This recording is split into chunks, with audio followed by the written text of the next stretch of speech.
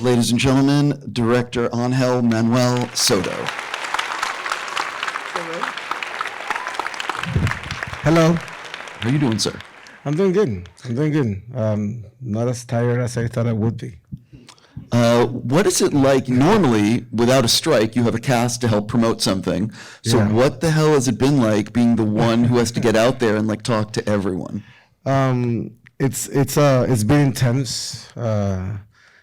I don't like to be in front of the cameras. Like I don't mind having these conversations. Like I like it, but being in front of the camera for hours and hours and hours, and then having to travel.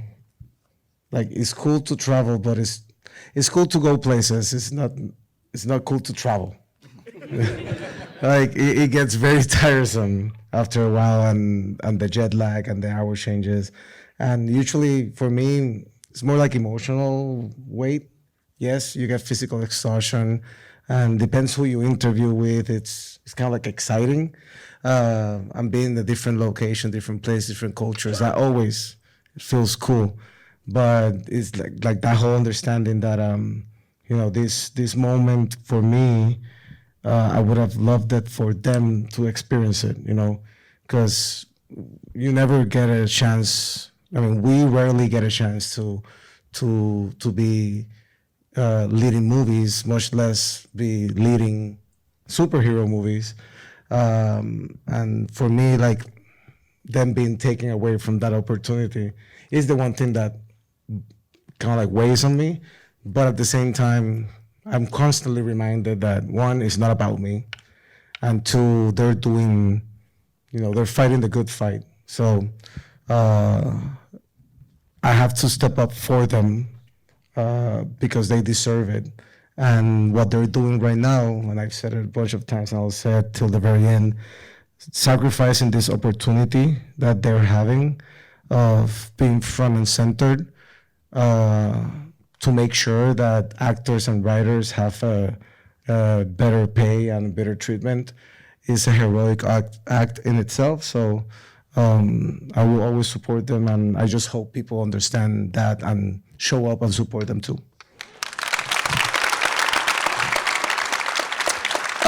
What is it like? I can't imagine what it's like when you see someone right there who is a kid dressed up as Blue Beetle. And I mean, because it's all cool that we're all enjoying the movie, but ultimately, what is it like for you as a filmmaker seeing kids where it means so much to them? Well, man, like for me, as much, as an adult and as a consumer of cinema, cinephile, of course, I love all types of movies. I consume it all, the good, the bad, the ugly. There's a place for everything in the world, and I hope everything exists. But we did this movie for him. I did this movie because I never had a movie like this done for me. With people that look like me being heroes of their own stories. So seeing that he's pumped, he's dressed up, do you like it? And he liked it. I wanted to do, my other movies are for adults, and I wanted to make a movie that my nephews and nieces can see, and I can entertain them, and in the Latino aspect of it, that they can see themselves represented as heroes, because I never got that chance. Not only to see myself as a hero or somebody from my community as a hero, because besides being vilified in Hollywood for such a long time, and politically and culturally, our stories have never been told honestly, and they have never been told in mainstream Hollywood by people like us. So having a film that has a writer, director, actors, a lot of the crew are Latino, we were able to kind of like protect and tell the stories the way we want to tell the stories. We make fun of our own stereotypes, but we make fun of it, not you. It's up to us to make fun of ourselves, and we want to have that type of fun and show the world that we can be fun. We can take all the nostalgia and make a throwback movie and put ourselves in situations that are both fun and exciting and exhilarating, and enjoy life. And seeing that a kid like that is able to witness that too and like it and tell his friends and dress up like Blue Beetle, you only think of that. When I made the movie, I didn't know what that could be a possibility. I know that that happens, but that's never happened for a project that I've done. So seeing that is surreal. So we're screening here at IMAX headquarters in IMAX, and I really want to give a huge thank you to IMAX for partnering up. 100%. You know, so what is it like for you? Because this is your first IMAX film. It is. So what was it like? Was this the theater that you were checking it out at? Yeah, this is the theater that I QC'd on. I was super excited to see, because we wanted it to be on IMAX. We wanted to, even from the get-go, when they said like, oh, I want to do theatrical. Yeah, we want to do theatrical, but we want to be in IMAX. Like, the screen is ridiculous, you know? Like, this whole top to bottom thing for me is very impressive. And, you know, we just recently got cinemas like this in Puerto Rico. And the first time that I witnessed an IMAX theater, I was like, I think I had to see the movie twice because I was just blown away by being able to look at everything for the first time. So immersive. So we really wanted it to be that way. And we really wanted it to tap into it and not just go for the streaming. I know the film will end up in streaming, and that's fine. But, you know, it was a disadvantage for us at the first when we were like, man, finally we get a superhero that is Latino and they're sending us to streaming. And the fact that we were able to convince them otherwise and deliver a film for IMAX it's amazing. It's like another thing that I wasn't expecting. It wasn't in my bingo cards. And the fact that it could happen and that it is happening and we got the IMAX support is really impressive for me, yeah. What was I actually want to go back in time a little bit, and when you first went in to meet with Warner Brothers, talk a little bit about walking in and pitching them, and because I'm sure you were not the first choice of Warner. Maybe you were, I don't know, but like, what was it like pitching the studio and getting a project like this? Because it's a big budget, it's a big film, it's a big step forward for your career also. So, there's something that I learned with DC, and is that you don't pitch DC pitches you. And that was really another thing that I was not expecting, because I've been pitching, you know, I did La Granja in Puerto Rico, I did Charm City Kings afterwards here, but I've been pitching for like 40, 50 projects, you know, like, only one came through, which was Charm City Kings. And after that, when we were gonna go to theaters after we premiered in Sundance, the pandemic hit. So we were all in lockdown. I was in lockdown in Puerto Rico. And during that whole quarantine process, one of the executives of DC, Galen Weisman, saw Charm City Kings. And he loved it. He loved like the authenticity of the culture, of the environment.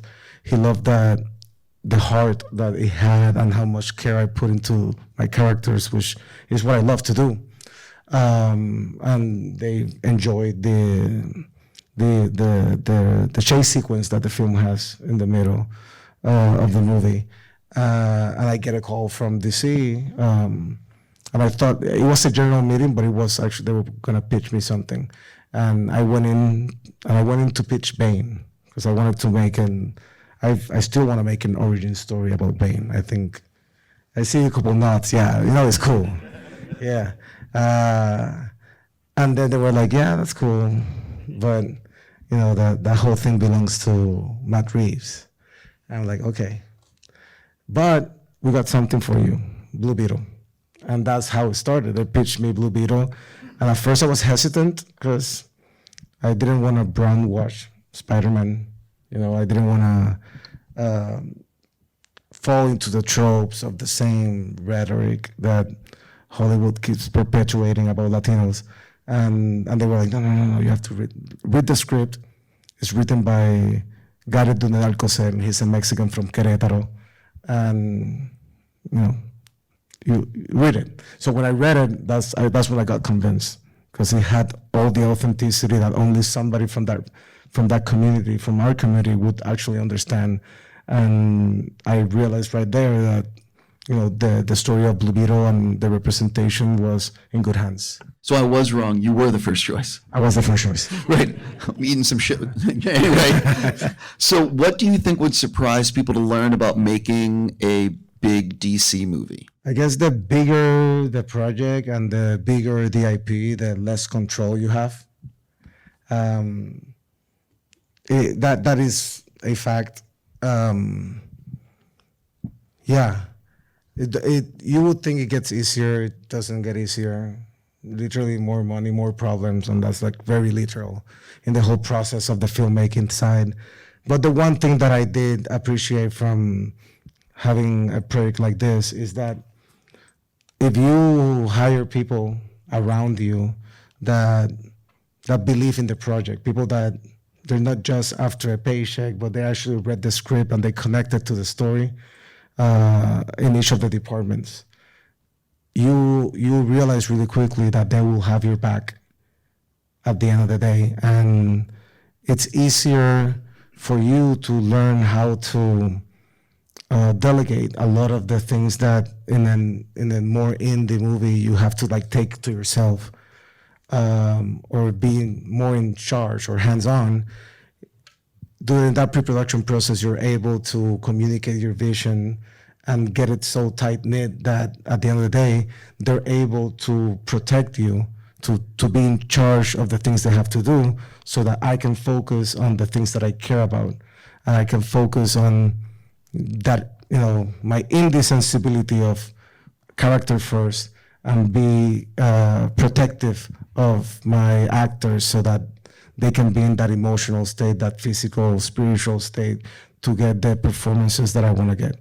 So it does help to be able to have a solid team that has your back, and that comes out with a bigger budget for sure. Yeah, I mean, I've spoken to so many filmmakers that say if you make something for 10 million, you have a lot of control, and once every 10 million above, you start losing control. And yeah, at the end of the day, it's like working with a client. Like I did commercials for a long time, and I think that did prepared me for the relationship that comes with working with a studio this big and with a project this big, is that at the end of the day, you're directing it, but it's their movie. 100%. Mm-hmm. So what is something that you really fought for, that you got in the movie, that you're really happy it worked out? The Carapax flashback, the villain's flashback. For me, it was very important to humanize this villain, to show, because if it's true that most times the Latino representation in movies is we're often introduced in the middle of the paragraph, right? We're gangsters, we're narcos, we're this, we're that, our communities are, dangerous or whatever. And we have never had the opportunity to explore what led to that. It's always meant to feel like they're born that way. That's who they are, and that's not true. I'm not saying that doesn't exist, but that is not the reality that informs who we are. So with a villain that from the top, there's, he's ruthless and his motivations are X or Y, I wanted to create for Jaime to be able for Blue Beetle to not follow through with his final blow, and create that compassion. We wanted to create this moment of like peeling off the layers and getting to the root of the trauma, to understand that this person his trauma has been weaponized.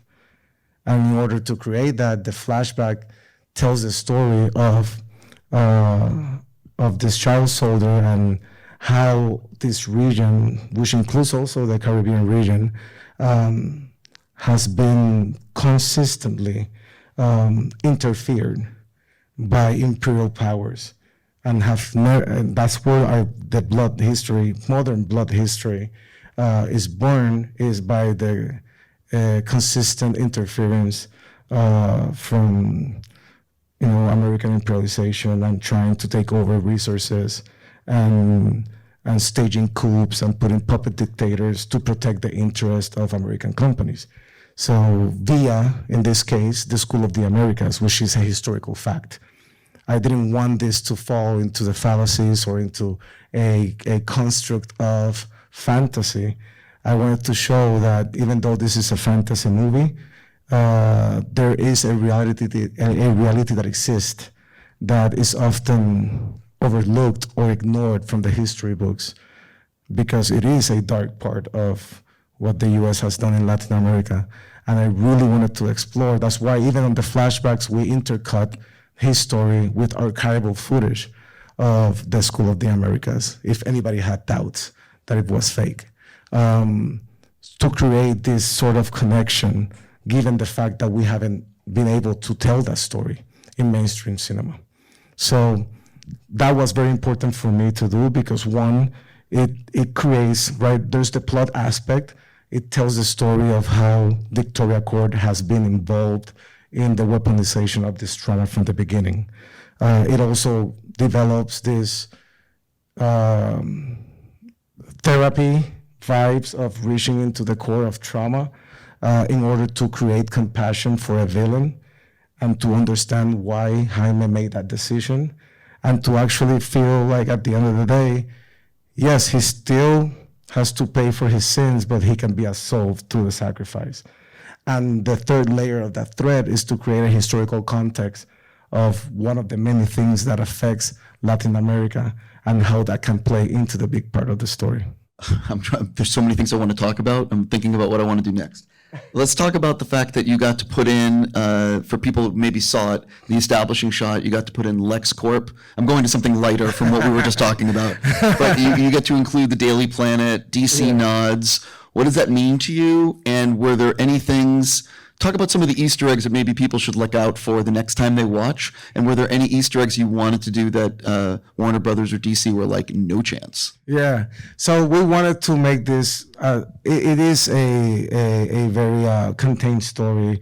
It is a new city for this universe, for the DC cinematic universe.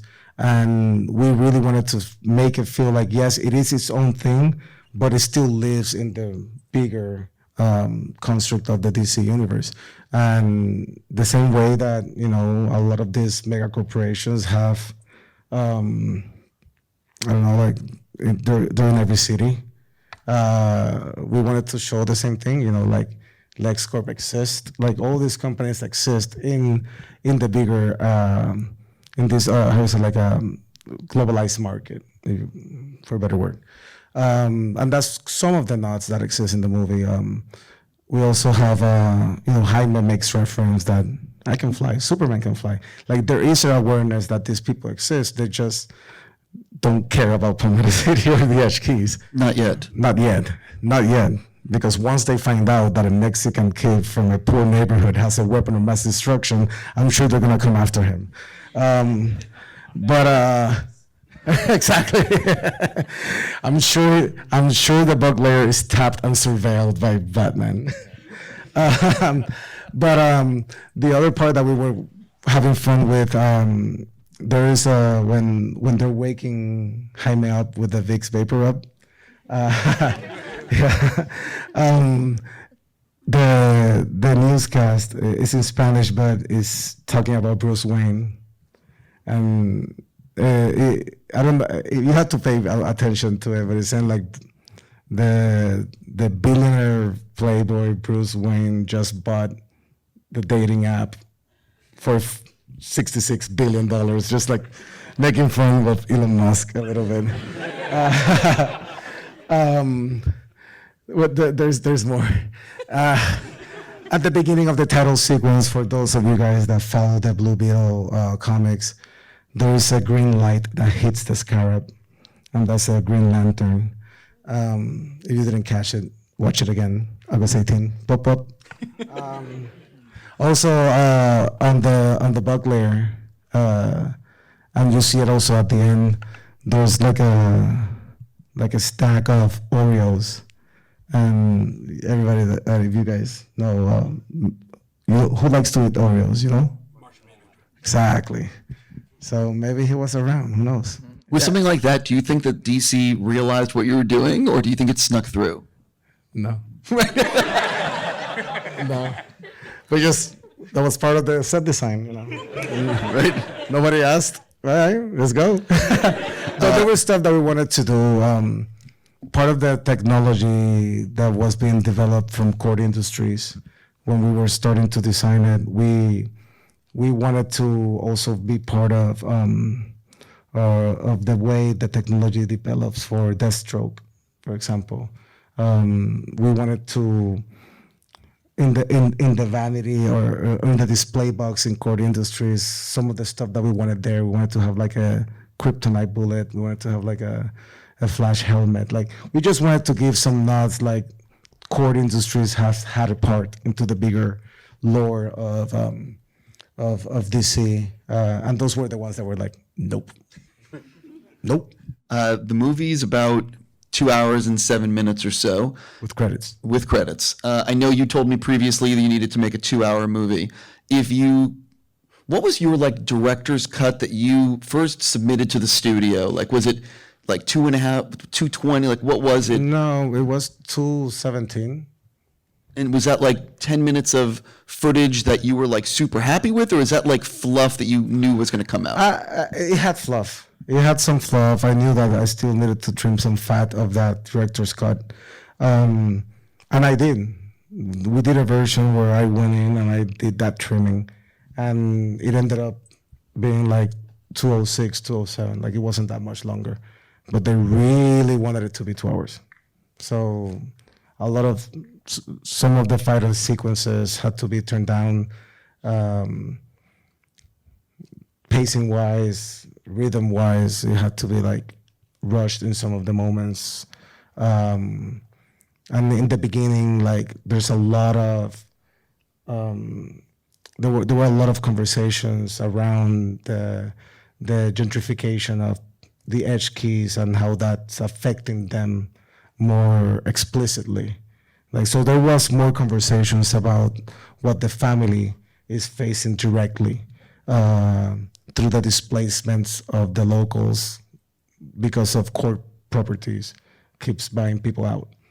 And there was one scene, like I said before, some action sequences needed to be cut down. There was like this, at the end, this big showdown between Carapax and Jaime, where Jaime is like losing it and he's like getting drunker and drunker with rage, and Kajida is trying to stop him, but he doesn't and then he ends up pummeling him. So there's like a chunk there that's not there anymore. And one beautiful scene where the family is having a really nice moment outside of the house while Rudy is fixing the chapulín. While he's fixing it, there's like a really endearing moment, and Jenny is witnessing this beautiful dynamic of the family, which makes her kind of like long for that. I know we're here to promote the theatrical. But that's gonna be a Blu-ray maybe. I don't know. I was just going to ask you, like, well, hopefully, fans will be able to see that kind of stuff. I would love that. They're very beautiful scenes and really exciting set pieces too. Maybe we'll save some for the sequel. Exactly. Well, the other thing though is that that's the way you get people to also, buy a Blu-ray, is include stuff that you can only, get on that thing. So, talk a little bit about the visual style of the movie, how you maybe wanted certain colors to represent certain things, or the music, or just like, you know what I mean? Talk about those kind of things that a director puts their handprints on. Yeah, no, like as far as like the look and feel of it, we really wanted to hone in on the nostalgia factor. We wanted to feel familiar in a way that feels cozy and nostalgic, and we wanted to recreate this neo-Tokyo essence of Palmera City, and you have like all these like highlighty, glossy elements on the more metropolitan areas that feel more futuristic. But at the same time, when you go to the barrios, we wanted to like really live into the sodium vapor, the warmth, the community aspect of it. We wanted the part of the house and the community to feel like a warm welcome, like a warm soup in a cold night, versus everything else that feels a little bit more stylized. And even like when you go to like the villains, like the Victoria's house or like the court building, there's like a sterile aspect to it, like a hyper clean.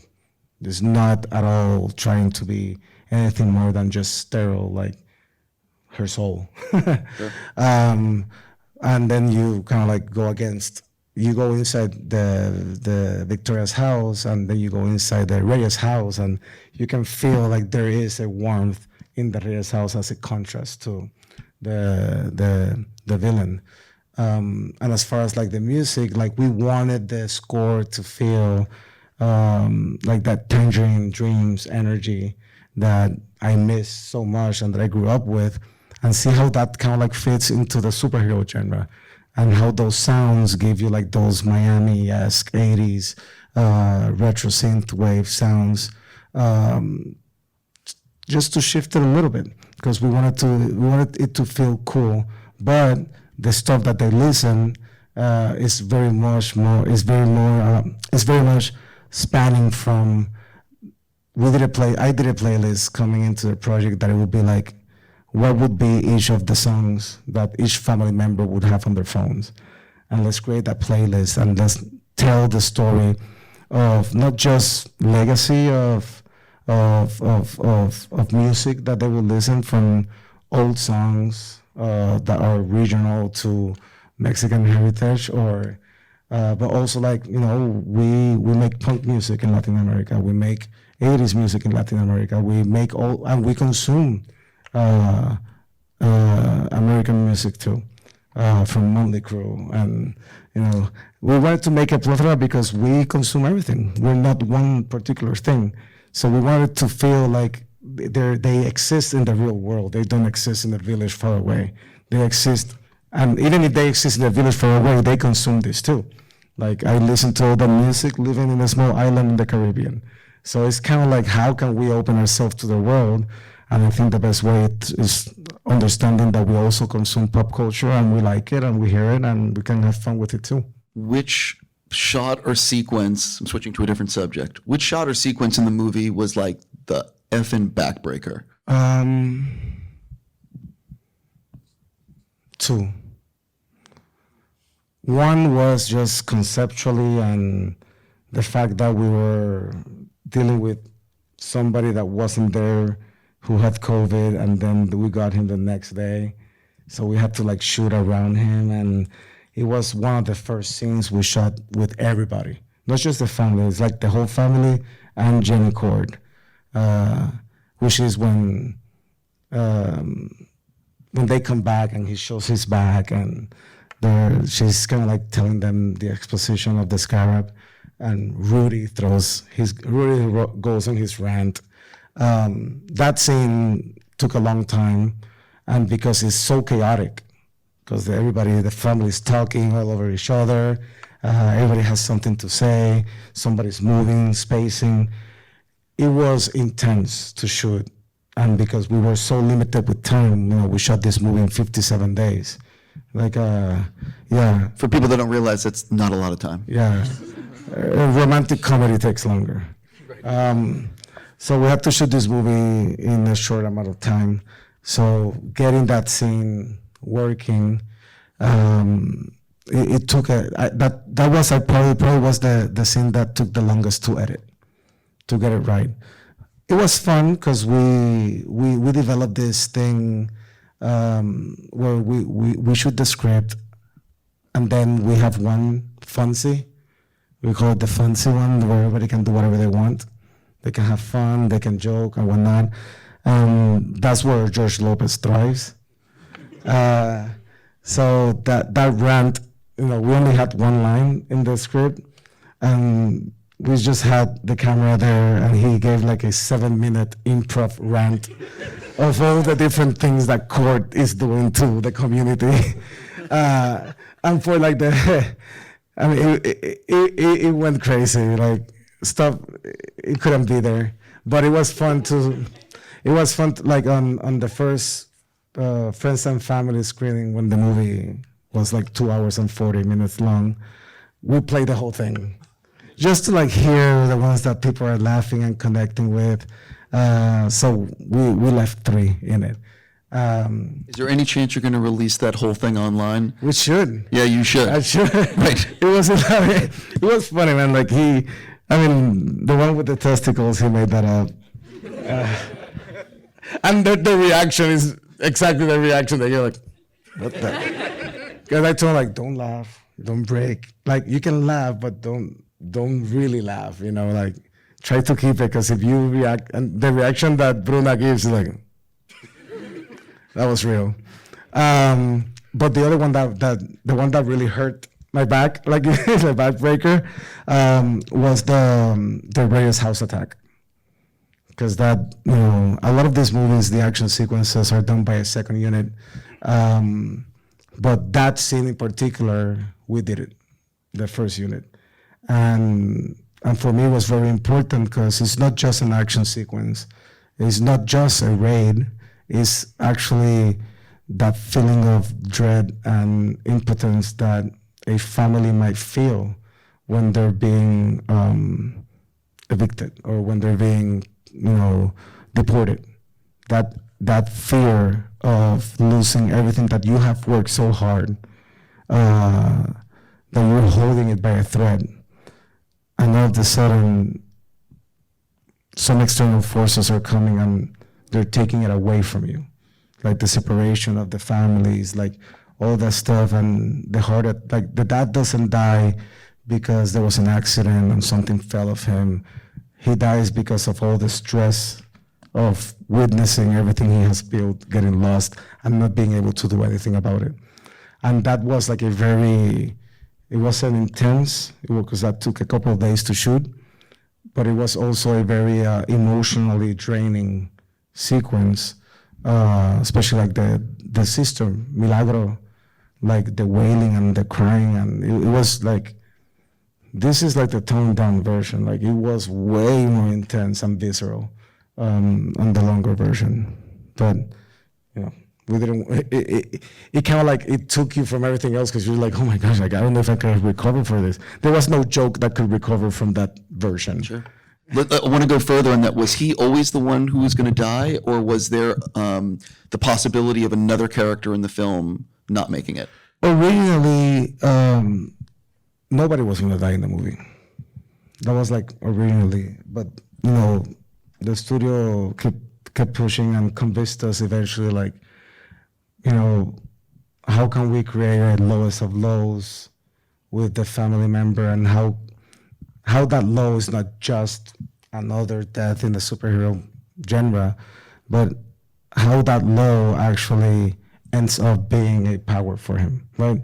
At the end of the day, like, what is that push that this reluctant hero needs at the end of the day for him to embrace his destiny? And and when we started to understand that, and we were like, man, that could be me and the writer were like, well, this could be maybe a good opportunity to explore magic realism in this sequence where he's about to die, Jaime is about to die. That's the metaphor of his vision of like the limbo or heaven or earth or whatever you want to call it, is his house, right?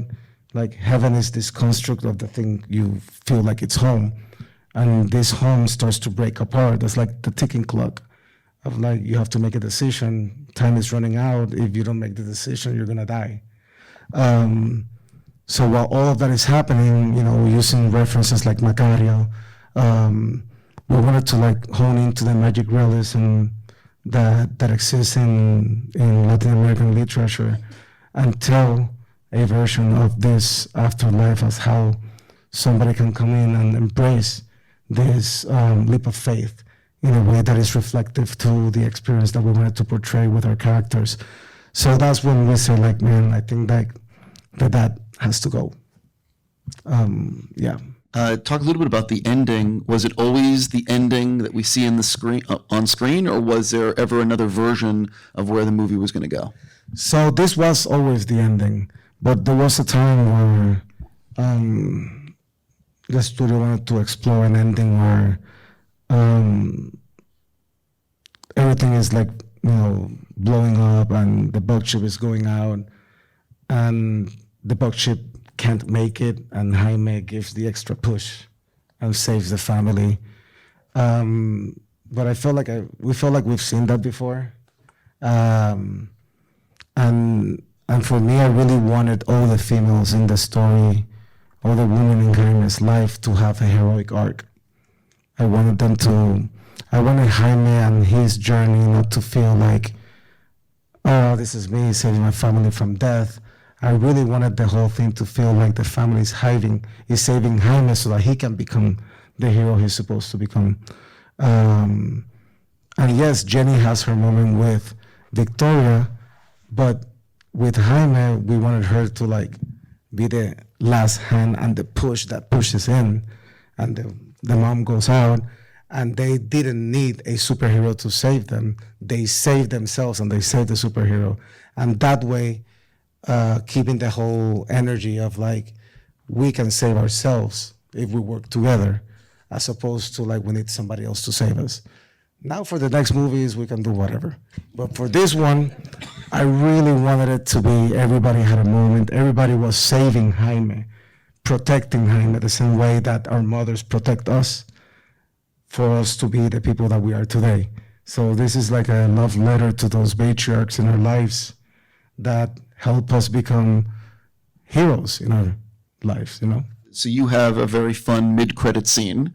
Talk a little bit about how that ended up being the mid-credit scene. Was it ever going to be something else? No, the whole idea was we wanted a mid-credit scene that established the fact that Ted Kord is alive. We wanted not just to give closure to the energy that we have established in the movie about where is Ted Kord, what's happened to Ted Kord, he's missing, he's dead, we wanted to like say that Ted Kord is out there. We want to set up a potential team up where we can continue with the lore of Ted Kord or Booster Gold or anybody, or one of those guys coming in to Jaime's story. But what the things that we were definitely debating was like, is he gonna show up physically? Is Booster Gold gonna show up physically? So given the 3 regime changes that we had in the making of this movie, and probably like the unwillingness to commit to something because maybe it doesn't fit into somebody's universe, this was the compromise that we arrived to get. Like, he is out there. He was able to cut into the computer and deliver that message. And I think at the end of the day, kind of like it worked out. It's pretty open to the fact that we could eventually, have a Booster Gold and Blue Beetle thing happening. One of those things, though, how much like the movie's about to come out, and you really don't know what's going to happen. You hope for the best, but how much in your brain are you sort of like, man, I really am thinking about a sequel. I am thinking about where it can go. And how much are you sort of like pushing those things out of your brain because you don't want to jinx what could happen opening weekend? Well, before I knew that sequels were depending on performance, that's the naive in me. Me and the writers always saw this movie as the first act of a saga. Like, we always saw Jaime's story doesn't end on this first movie. This first movie literally is a first act. Like, the movie ends and now he can jump into the new world, right? The movie ends and he's still learning how to use this. He didn't fully understand it. The banter between him and Kajida was always evolving in the story, and we haven't had that full interaction that we love from the comics happen yet. We wanted more of that to get developed and grow, and us, the audience, and even the fans grow with him in the other iterations as he goes into like 2 or 3. So we wanted to keep it self-contained. We didn't want to immediately have him team up with anything. Those team ups can happen whenever they want to happen. But in Jaime's story, this is just literally like the beginning. They're just connected. Then it comes like the whole relationship aspect of it, which is like the next version that we want to explore. And we want to, now that this also is like a prologue of sorts that sets up the stage of who is Jaime, who is his family, his personality, his community. Now you don't have to spend time exploring that. And we want to give this movie time to really know, to give this introduction properly so that we really know Jaime's heart fully. So that when the other movies come, we can start having explosions every 5 minutes if you want. But more importantly for me was just being able to get invested on the family first, make something intimate, make something more contained, and have the stakes be more personal than world-destroying stakes. That will come. Like hopefully he'll fight the rich, eventually. When the rich wants to take over the world and they need Jaime to do it, maybe. But we want to take him step by step. I've never been fond of, I get the powers and 15 minutes in and swinging like nothing happened and I'm saving the universe with no experience. I don't know. I don't think that's. I don't know. I cannot relate to that, but I can relate to a kid who doesn't want this type of attention, because he's already drawing too much attention for being Mexican in this country, so he doesn't want to do that. Now he's a superhero with world-destroying powers. That's a dread, but now he's understanding it, and now we're ready to witness his transformation into becoming the superhero that we know he will be. I'm curious how you chose your cinematographer, and I don't know how to pronounce Powell's last name. Is it Powell? Pavel. Yeah, I can't pronounce the last name, so I'm not going to try. But how did you decide on your cinematographer? Because it's an interesting choice. Well, I wanted to have a unique look. I didn't want to look like everything else that we've done. And I'm a big fan of his work, from Hereditary to Midsommar, to Nobody. Like, I think he did amazing work in Nobody. Also, Beau is Afraid. Beau is Afraid. I didn't see Beau is Afraid yet when I hired him. Yeah, totally. But I saw Fresh, that he also did, and he's very versatile. Like, all of those films are very different. Visually, and when we met, just like same thing with my VFX supervisor, for example, they were very persistent in wanting to do the movie, mainly because they connected to the story. Pavel, he's Polish, and the script is a Mexican family. He felt like this was his family. This felt like this was his story. He went through he had lost his dad, and this meant so much to him, and he felt connected to the Reyes family. And that type of understanding at an emotional level from an artist is what I like to tap into. Same thing with Bobby Kralik, the composer, who also did Midsommar and Beau is Afraid. I'm taking all Ari Aster's guys. They connected, and we talked about the story, and they would cry about how much it meant to them. And that's the type of creative relationship that I like to have, when it's not just like, yeah, I just want to kick ass and blah, blah, blah, blah. Like, that doesn't do it for me.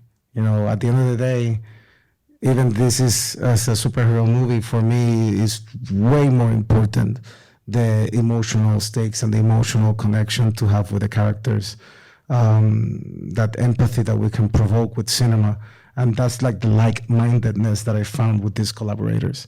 So Pavel was very open, and he loved the vision, he loved the idea behind it, and I think he delivered. I could dig in on so many of the shots, but I know I'm going to run out of time. So I'm going to get into probably the most important thing. We've talked about it a little bit, but the audience probably has not heard it.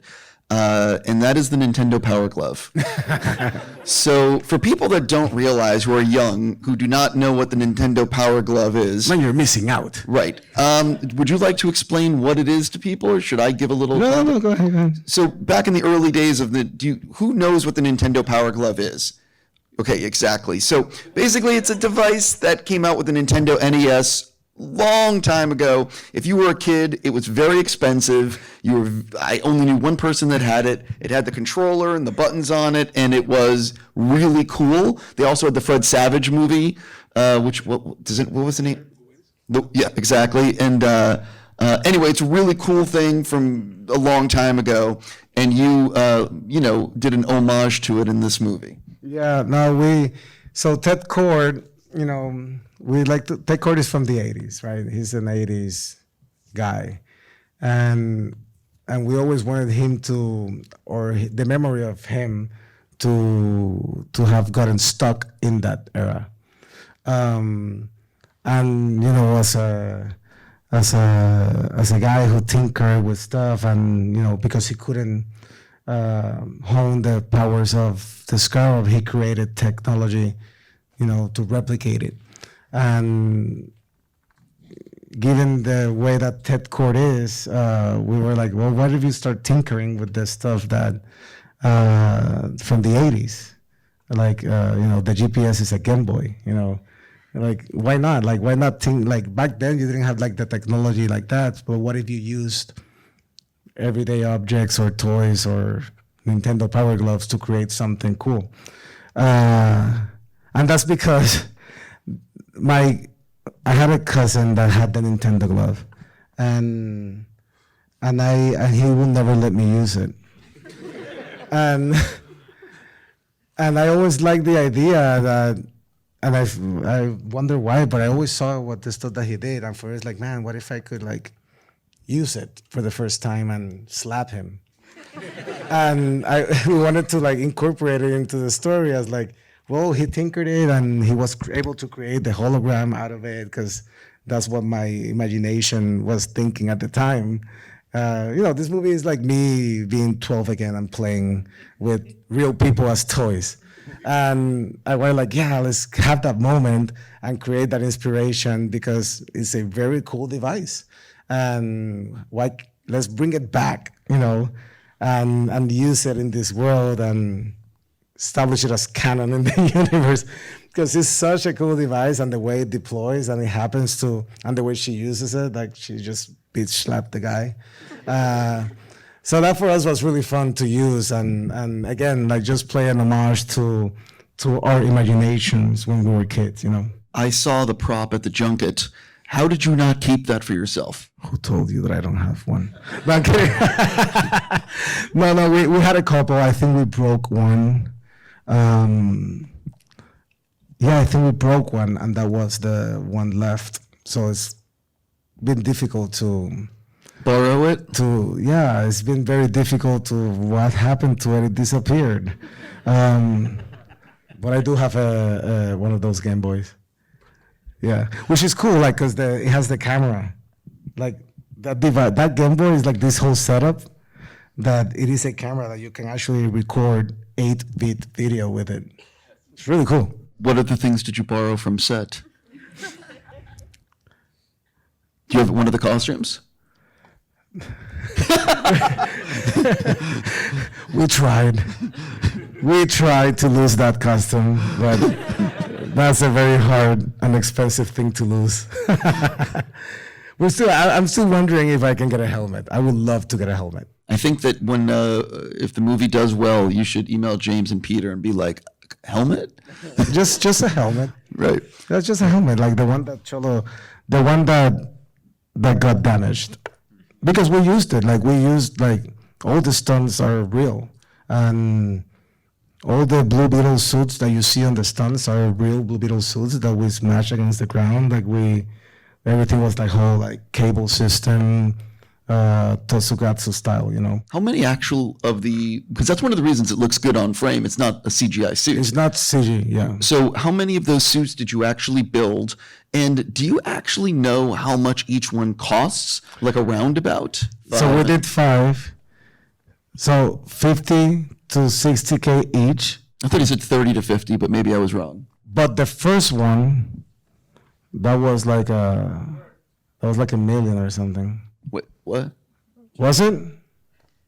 El primero que se hizo, ¿cuánto costó? Ese fue más caro. I don't remember. ¿No fue $1 millón? No. Well, the first one was expensive, okay? I just want to go back real quick because I saw a lot of people had hands up for the Nintendo Power Glove. I'm going back to that. Who actually had one when they were growing up, or you just knew what it was? I had a cousin who also would like. Right? Man, they were so jealous. Like, they were so jealous of it. I just want to point out, like, so did anyone actually have one in here? You have the Nintendo Power Glove. Because this explains why we're also like wanting one, because I only knew a friend that had one. It was too expensive for me. Yeah. Like I always wanted to be like, man, what if we do like the Nintendo collab and maybe we do a special edition with one of those. Never happened. Sequel. Sequel. Yeah, it's always sequel. Yeah. I mean, Milagro, she kept it. She kept it. I read something, and I could be very wrong when I'm about to ask you, and so but I want to point out it could be very wrong. I read that you're actually working on a Transformers spin-off movie, but this could be wrong. Is it right or wrong? No, it's right. That was in the trades. Yeah. All right, so let's talk about this. What can you say? Well, I can say for a fact that Blue Beetle comes out August 18, and everybody should be there, front and center. That is the most important thing, obviously. No, but the other thing is like, Let me ask you this. early screenings of Blue Beetle start tomorrow. Let me ask you, because I'm gonna try for something. Did you pitch them an idea, and they said, "Oh, that's really good," or was it one of these things similar to Blue Beetle where you did you know what I mean? No, I pitched them an idea, and I read a script. I didn't like it, and I pitched them a whole different idea, and they liked it, but then it was too late. So they told me, yeah, we cannot do your idea, but we like your idea, so we want you to write the idea and then direct it. So we've been in that process, but the writer's strike happened. Totally. Yeah. Yeah, I'm so curious. So curious. You know what I mean? So It'll be different. It'll be different. well, the thing about that franchise, and I know we're here for Blue Beetle, but the thing about that franchise is that it's because when they made the first one, they never thought they were going to make 22 of them. So it's so, you know what I mean? Yeah, you got to like have it fit in the thing. Except next summer they have that ILM animated Transformers That looks 1, dope. which I've heard That looks is dope. yeah. Everyone that I've spoken to involved says it's amazing. yeah. Yeah. That's what I hear I've from heard the same thing. yeah from everyone. I'm a huge Transformers fan. I'm a huge Ninja Turtle fan. So yeah, I haven't seen the animated Ninja Turtles, but I can't wait. I haven't had the chance. You promote again. You saw it? You love it? There you go. Yeah. Look at that. Everybody loves it. On that note, I'm going to say that once we've gone into other subjects, I'm just going to say, man, I'm really happy for you. Thank you. And for people that are in the audience here, I just want to. Thank you. A huge thank you to IMAX, huge thank you to Warner Brothers, and for all of you in the audience, please no spoilers, but if you enjoyed the movie and you use social media, perhaps you want to tag one of the things that is up on the screen and mention that you enjoyed the film. Yeah, if you like it, make sure you share something, motivate people to go, support our actors. Like, I want to see more of them. I want to see more of Blue Beetle, of course. And if you didn't like the movie, just lie. Doesn't hurt you. You'll go to heaven, I promise. On that note, ladies and gentlemen, thank you for coming out you. tonight, Thank you, guys. and have a fantastic night. Thank you.